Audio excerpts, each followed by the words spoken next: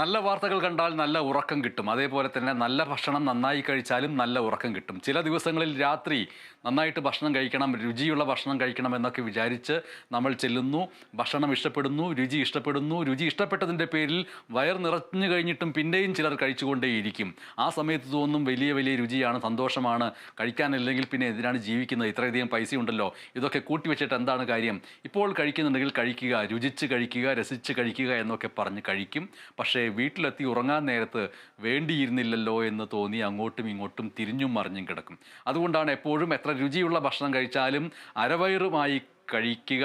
അങ്ങനെ കഴിച്ചാൽ ഉറക്കം നന്നായിട്ട് കിട്ടും, നല്ല സ്വപ്നവും കാണാൻ കഴിയുമെന്ന് പറയുന്നത്. അതുകൊണ്ട് കലോത്സവത്തിലെ ഊട്ടുപുരയിലേക്ക് പോവാം.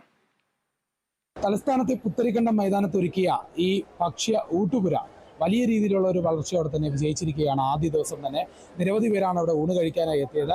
ഒരു 12 ബ്ലോക്കുകളായാണ് അത് തിരിച്ചിരിക്കുന്നത്. ഇവിടെ 150ഓളം പേർ തന്നെ ഒരു ബ്ലോക്കിൽ ഇരിക്കാം. ഏകദേശം 220 പേർക്ക് ഇരിക്കാമെന്നാണ് പറഞ്ഞിരിക്കുന്നത്. 2500-ലധികം പേരാണ് മൊത്തത്തിൽ ഈ ബ്ലോക്കുകളിലായി ഇരിക്കാൻ ഒരേ സമയം സാധിക്കുന്നത്.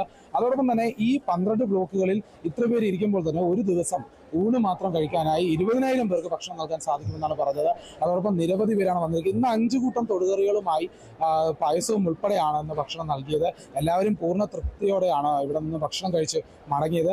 ഏറ്റവും വലിയ പ്രത്യേകത എന്ന് പറയുന്നത് ഈ ഊട്ടുപുരയിലെ തന്നെ ഈ 12 ബ്ലോക്കുകൾക്ക് ഓരോ കറികളുടെ പേരാണ്. പുളിശ്ശേരി, അച്ചാർ, അങ്ങനെയൊക്കെ ഇട്ടിരുന്ന കിച്ചടി എന്നൊക്കെ പറയുന്ന ഓരോ പേരുകളിലാണ് ഈ ബ്ലോക്കുകൾ അറിയപ്പെട്ടിരുന്നത്. പഴയുടെ മോഹനൻ നമ്പൂതിരിയുടെ പാചകമാണ്. എല്ലാ വർഷത്തെയും പോലെ തന്നെയാണ്, വലിയ ഒരു നിലയിൽ തന്നെയാണ്, വലിയ രീതിയിൽ തന്നെയാണത്.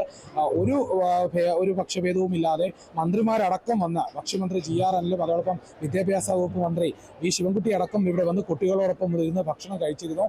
അതിന് പിന്നാലെയാണ് നിരവധി പേർ ഇവിടെ ഇരുന്ന് ഭക്ഷണം കഴിച്ചു. മാതാപിതാക്കളും വിദ്യാർത്ഥികളും അധ്യാപകരും ഒക്കെ ഇവിടെ ഉണ്ടായിരുന്നു. ഇനി വരുന്ന ദിവസങ്ങളിലും നല്ല രീതിയിൽ ഭക്ഷണം വിതരണം ചെയ്യാൻ സാധിക്കുമെന്നുള്ള പ്രതീക്ഷയോടെ തന്നെയാണ് കാത്തിരിക്കുന്നത്. ഒരു തടസ്സവുമില്ലാതെ നൽകാൻ പറ്റുമെന്ന് തന്നെയാണ് ഇവിടുത്തെ സംഘാടകരൊക്കെ പറയുന്നത്. രാത്രിയും വൈകിയും ഭക്ഷണമുണ്ട്, രാവിലെയും ഒക്കെ ഇവിടെ ഭക്ഷണ വിതരണമുണ്ട്. അതുകൊണ്ട് തന്നെ മറ്റു പരിപാടികളും മത്സരങ്ങളെല്ലാം പലയിടത്തും നടക്കുമ്പോഴും ഇവിടെ മാത്രം ഭക്ഷണത്തിന് ഒരു പ്രത്യേക ക്രമീകരണം നൽകിയിരിക്കുന്ന വളരെ സൗകര്യാർത്ഥമാണ് എന്ന് തന്നെയാണ് എടുത്തു പറയാൻ സാധിക്കുന്നത്. ഏതായാലും ഇന്ന് നടന്നതുപോലെ തന്നെ ഇനി വരുന്ന ഈ ദിവസങ്ങളിലെല്ലാം, ഈ കലോത്സവം അവസാനിക്കുന്നത് വരെയും ഇത്തരത്തിലുള്ള ഒരു ഭക്ഷണ വിതരണവും എല്ലാം ഈ പുത്തരിക്കണ്ടം മൈതാനത്ത് തന്നെ ഒരുക്കിയിരിക്കുമെന്ന് തന്നെ അറിയാൻ സാധിക്കും.